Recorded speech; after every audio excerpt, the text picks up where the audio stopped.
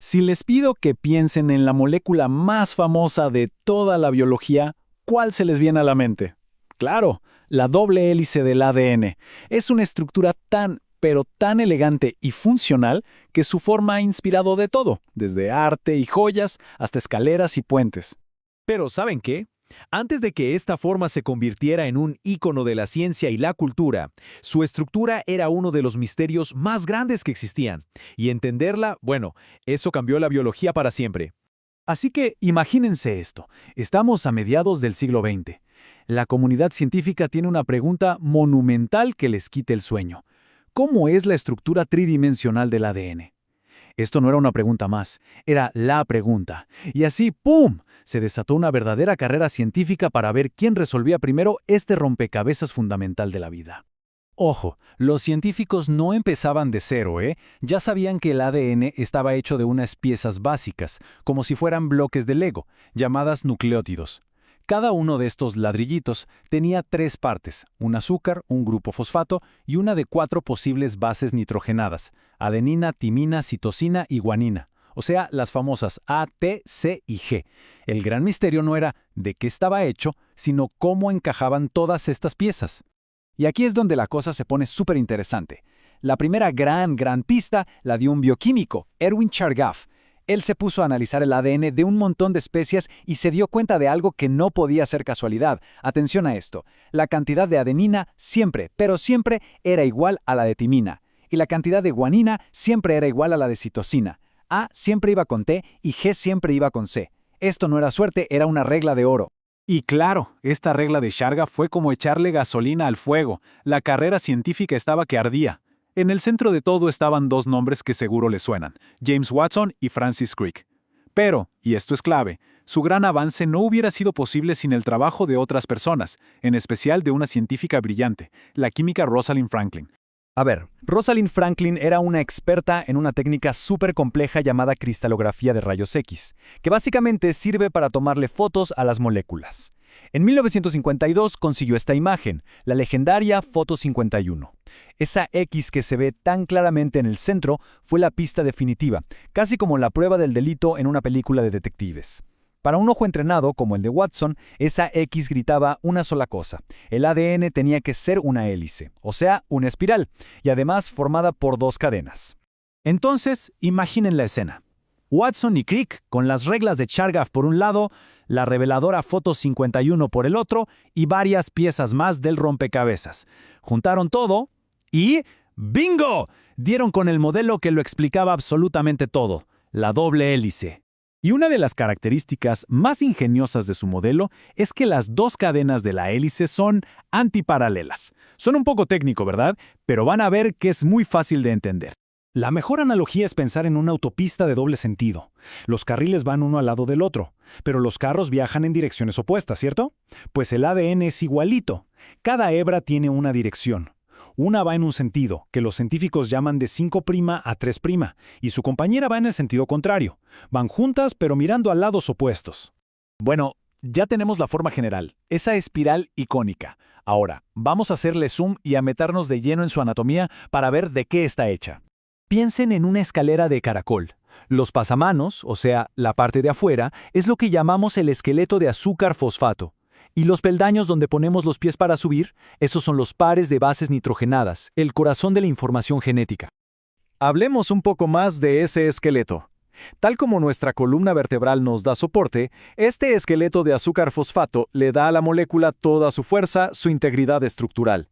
No es más que una cadena que se repite una y otra vez, azúcar, fosfato, creando una estructura súper fuerte y estable en el exterior. Ahora sí, volvamos a los peldaños, porque aquí está la magia que explica las reglas de Chargaff. El apareamiento de las bases es súper específico. La adenina solo, y digo solo, se une con la timina, y la guanina pues solo se aparea con la citosina. Pero hay un detalle más y es importantísimo. A y T se unen con 2 puentes de hidrógeno. En cambio, G y C se unen con 3. Esos 3 puentes hacen que la unión GC sea notablemente más fuerte y estable. Y hay otra regla más que tiene que ver con el tamaño. Resulta que las bases vienen en 2 modelos. Tenemos las purinas, que son adenina y guanina. Estas son las grandotas, con una estructura de doble anillo. Y luego tenemos las pirimidinas, citosina y timina, que son más pequeñas, con un solo anillo. Entonces, para que la escalera tenga siempre el mismo ancho, para que no se deforme, ¿qué creen que pasa? ¡Exacto! Siempre se aparea una base grande, una purina, con una pequeña, una pirimidina. A con T, G con C. De esta forma la estructura se mantiene perfectamente uniforme en toda su longitud. Gracias a este apareamiento perfecto, la hélice de ADN tiene un diámetro constante y uniforme de aproximadamente 2 nanómetros. A ver, 2 nanómetros es algo absurdamente pequeño, unas 50.000 veces más delgado que un cabello humano, pero esta precisión es fundamental para que la molécula encaje de forma correcta y ordenada dentro de nuestras células. Y aquí es donde todo se conecta, porque esta estructura tan específica, tan elegante, no es casualidad. No, está diseñada a la perfección para cumplir sus funciones vitales. En biología, la forma siempre dicta la función, y en el caso del ADN, esto es más cierto que nunca. Cuando la hélice se tuerce sobre sí misma, no queda una superficie lisa. Se forman dos tipos de surcos o canales. Uno es ancho, lo llamamos surco mayor, y el otro es más estrecho, el surco menor. Y no están ahí de adorno, para nada. Son súper importantes. Son los sitios de aterrizaje, los lugares donde las proteínas se pueden unir para leer la secuencia de ADN y, por ejemplo, decidir si un gen se enciende o se apaga. Y aquí viene la que es quizás la función más asombrosa de todas, que se explica gracias a su estructura. La replicación. Piénselo. Como A siempre va con T y G siempre con C, si abrimos la doble hélice como si fuera un cierre o una cremallera, cada hebra sirve de molde perfecto para construir una nueva hebra idéntica a su compañera original. Es un mecanismo de copia brillante, elegante y súper eficiente. Y solo para que tengamos el panorama completo, vamos a compararlo rapidito con su primo molecular, el ARN. Hay dos diferencias clave que recordar. Primero, el ARN cambia la timina por otra base llamada uracilo, y segundo, mientras que el ADN es una doble hélice súper estable, el ARN suele ser una sola hebra. Estas diferencias son la clave de por qué tienen trabajos tan distintos en la célula. Bueno, después de toda esta información, ¿qué les parece si la ponemos a prueba? Vamos a aplicar lo que vimos con un pequeño desafío. Aquí va el problema. Si en una muestra de ADN descubrimos que el 20% es guanina, la pregunta es, ¿qué porcentaje de esa muestra corresponde a la timina? Tómense un segundito, apliquen las reglas de Chargaff, vamos que se puede. ¿Listos? A ver, vamos a resolverlo paso a paso. Si tenemos 20% de guanina, la regla de Chargaff nos dice que debemos tener la misma cantidad de citosina, o sea, otro 20%. Juntas ya suman el 40% de la molécula. El resto, que es el 60%, tiene que ser adenina y timina. Y como sus cantidades también son iguales, simplemente dividimos ese 60% entre 2. ¿El resultado? 30% de timina. ¿Lo lograron? Seguro que sí.